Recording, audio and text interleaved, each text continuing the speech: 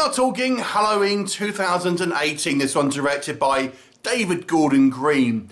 Now, if you are a fan of this channel, if you've watched the channel for a number of times, you know I review a lot of horror films. I'm a horror fan, but I'm not really a slasher fan. In fact, slashers are probably the least out of all the kind of horror subgenres that I'm interested in. So I'm going to be coming at this review a little bit maybe differently to a lot of other channels and stuff like that who very much kind of are into the slasher genre. I haven't even seen all the Halloween films.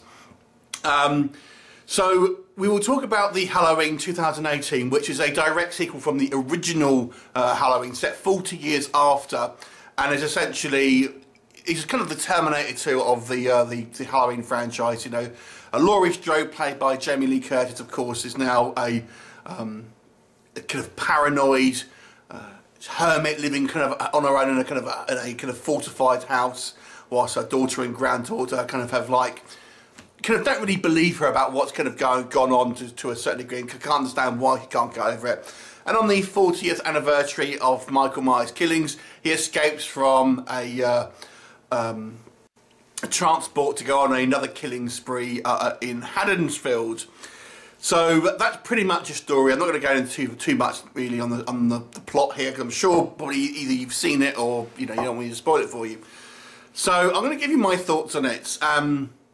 So first of all, the positives. So this was a well-made film. It was a well-made film. It was, on a production side of it, I thought the production value was very lush.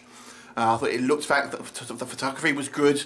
I really like the use of framing. For example, where we have a kind of a static shot of a house and we just kind of see Michael sort of shadow walk around the side of it and stuff like that. I thought it was very effective, so there was some nice directorial flourishes here that I thought worked quite well. I thought the acting was all pretty good. I've seen a lot of people were not a big fan of Judy Greer, who plays the Laurie Strode's daughter, but I can understand her point of view and why she would be like that, so I think it's kind of short-sighted just to kind of like write her character off as annoying, because it's probably fairly true about what someone would be like. It's like, you know, if your grandparents are in World War II and they're kind of telling you about it, you haven't been there, so you can listen to the stories, but you can't really kind of put yourself in that situation. So I kind of like that. Obviously this has got quite a high body count compared to obviously the original movie, I would say. So there is a fairly high body count. There's some kind of nice kind of set pieces, and the movie is kind of like it's a good kind of like pacing with a kind of pretty much a standard kind of 3-act structure here. Any things I didn't like about it? I have a few nitpicky issues, if I'm honest. Now I may be looking at this. This is where being kind of like a fan of other types of horror, maybe I'd be able to be a bit more critical with this sort of thing. So for me, if Laurie Strode's character was so paranoid about Michael Myers, I don't understand why she's living in the same town.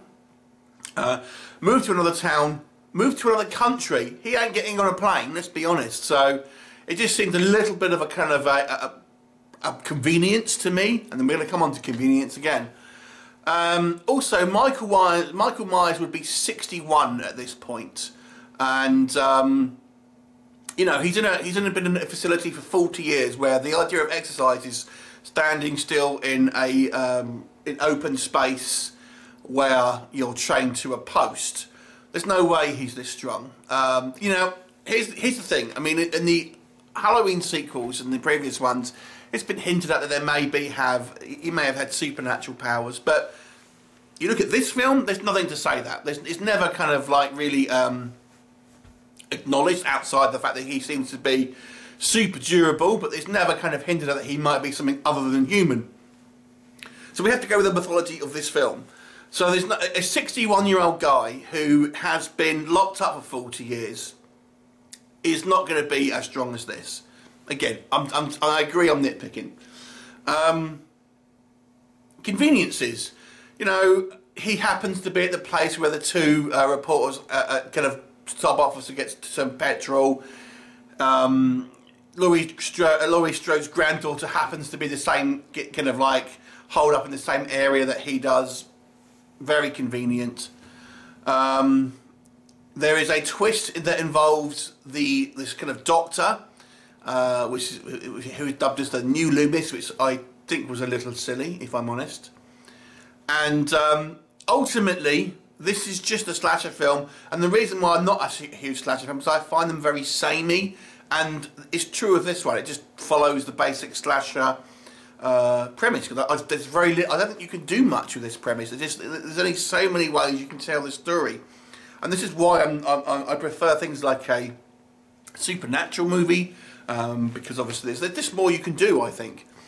Now, that's not to say I didn't like this movie, because I did. I enjoyed this movie, and to be fair, I don't think there's any kind of real... There was no real kind of like come off the rails problems with it, in my opinion. There were just some kind of nitpicky things here that I just thought it doesn't really do anything new with this genre. It's a well-made slasher film. There's quite a high body count. It's not as gory as I was expecting, to be quite honest. Maybe because it's made to be a bit more mainstream. There's kind of one gore shot, but I found a lot of the kills were either off-screen or they were done through kind of low light or just sound effects of that. Only one real kind of gore shot, I thought. You know, there's plenty of just kind of disposable characters, but I thought all the acting was good here. I like the directing. I thought Michael Myers as a people don't like to call him a character, but you know, a character. I found him fascinating. Just the way, it's the same thing what the doctor says. Actually, his decision-making process. It's, you know, you're curious to see what he'll do. Why didn't he kill the baby? Why did he decide to go into certain houses and not others, and things like that? So, you know, I do find him quite an intriguing character. Yeah, again, there's just a few little things here, like that just bothered me in regards to plot.